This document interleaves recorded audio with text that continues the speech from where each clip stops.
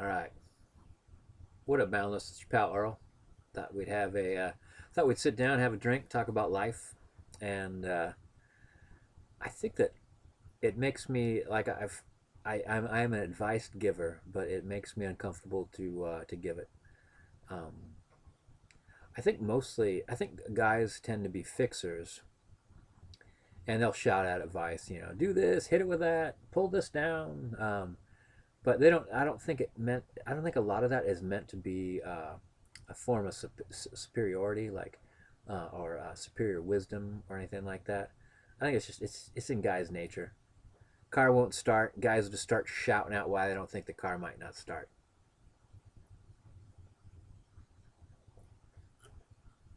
It doesn't matter if you don't know anything about cars because you could shout out. I think it might be out of gas.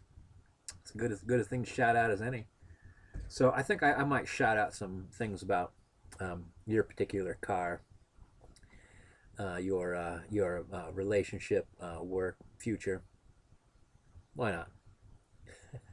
Especially since you gave me permission.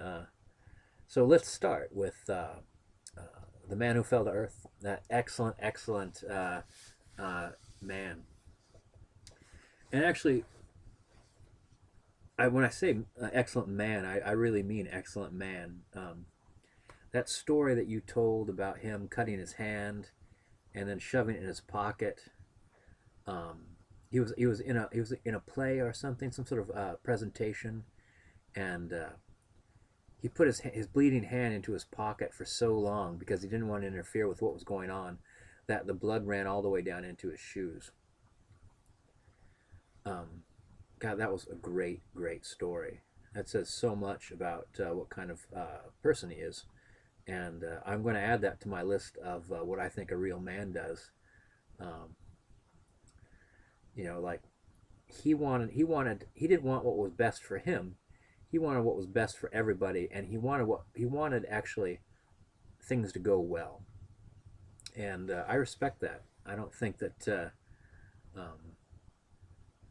I can imagine some people being derisive about it, but I would think those people didn't have the sense of capability and sacrifice to pull something like that off. So they might I don't know, they might make fun of him for it. I would think that would be I would think that those people are never going to be the kind of man that the man who fell to earth is.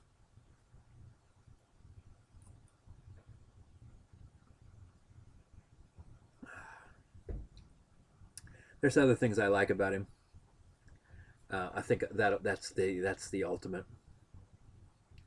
But here's the thing about like another thing about men is that about especially about wanting things to go well, and also you talk about like you were like giving up smoking, and that's tough on you, and it's going to be tough on him, right? And so you might be feeling the effects. It might cause you to be a little bit more short tempered than normal, and you would know that, and he would know that, and it would be best if he took the high road and said, "Oh well, my girl's going through something right now. I'm just going to try to do the best I can for her." But I think that also, and you're right, and guys do that. I think that this man does that. But I think that sometimes a man wants his woman to cowgirl up. Like I know it's tough for you, sweetheart, and this is where I would like to see an example of of you pulling it together, of you like you starting to get upset and realizing, what, this might be a little bit of the nicotine talking, might be a little this, that, and the other thing talking, and more importantly, um, what I'd rather have tonight is a pleasant time, you know, with my man, the man who fell to earth, than an argument to sort things out. Um, there could be guys sort things out. Guys sort things out like this, Jess. Um, I think I might have told the story. You might not have heard it. A bunch of guys at a bowling alley. This is not a joke. This is real. Bunch of guys at a bowling alley. We're all sitting around. One guy turns to another guy and says, to like, how you doing? The guy says, well, I found out I got the big C when I went to go see the doctor. So going back to see about cancer testing and whatnot. And I don't know. I won't know anything until next week. And all the guys heard it. And the guy that asked him, "Hey, how you doing, man?" Said, "Oh man, that's fucked up. Can I buy you a beer?" That's what was said about that. This hadn't. It was not about a lack of caring of all these guys there. They do really care, and they're gonna not cheat that guy. They're gonna buy him beers. Um, they're gonna look after him. They are not going to make a big deal about it. Everyone is going to do the best they can. They want things to go well. It's not about having a good. It's not about having a great experience bowling. This person having cancer, it's like, well, I know you have cancer, but we're bowling. It's not that. It's like, are things hard for you? Well, we're gonna try to make it easy for you. Let's have fun. Do you want to like? We're gonna take a break from playing from bowling. You want to play some pinball with me? Would you like to go sit down in the bar and have a beer together? Um, but like, and let me tell you some jokes. Let me tell you some stories. How can I make things better? It's just a different way of looking at things. I imagine, I don't know. I imagine that the ladies might want to like, let's talk about what you're doing. Let's talk about cancer treatments. What can we help? Can I drive you? Because I know sometimes the medication they use for testing, might make it so you can't drive. Can I be available for you? That's my guess is how the ladies do it. Guys say, "That's fucked up, man. Can I buy you a beer?" So, but yeah, but there you go. Us, the guys and the ladies, the men and the women, they want to be together, but in some cases, they don't respond to things in the same way, or even any way close to it, in the way that a man might respond to something, of like, yeah, I know you're giving up smoking. You know, I wish you the best success, and then they might step out and have a cigarette. It's not meant to be disrespectful or lack of supporting or undermining you in any way.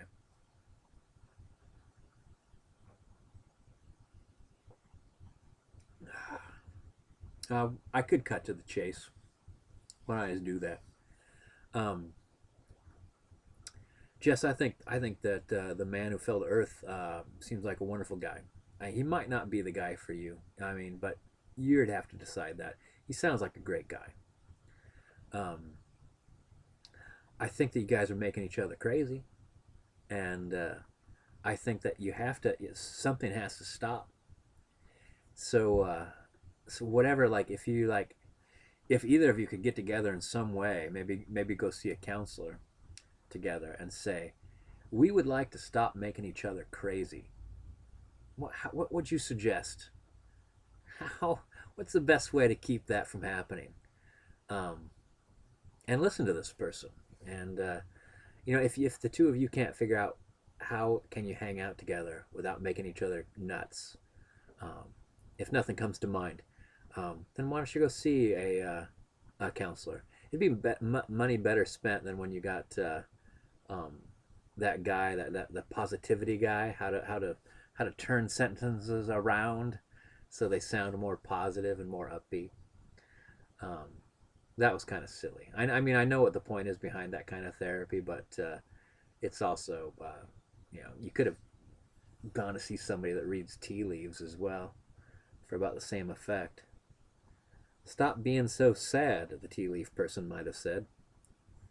Try to look for the good things in life. The tea leaves say it's so. All right, Balance. I think that's it. Though I will add, I hope that you stay with this current job for a while. Like, it seems like you're only there for 4 months and you've already got a promotion and a raise. in a year, I wonder what might become of it. Especially if you like your workers, your coworkers, and you're appreciated for your value. Um, because this might be like a short-term goal job that gets you like your own small apartment, and then once you're established and have a good work history, might find something that might be a little bit closer to your educational focus. But until that comes about, like paying your dues someplace and making a little, making some ducats, till you can get like a base, especially a home base, a place all of your own, and a sense of security and a future someplace. That's valuable. So, all right, Boundless. I hope something I've said has been of help. But even if it isn't, even if you ignore everything I say, don't ignore that my best wishes in my heart for you, and I hope that I, I go more than I hope. I know for sure that you'll work things out, and um, one way or another, things are going to be great for you. So, Boundless. See you in the tubes.